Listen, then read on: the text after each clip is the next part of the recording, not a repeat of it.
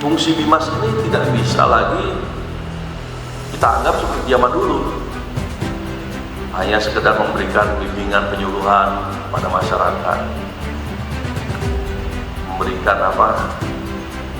narasi-narasi himbauan-himbauan. Tidak. Tetapi bagaimana rekan-rekan sekalian bisa melihat situasi dinamika apa yang berkembang saat ini.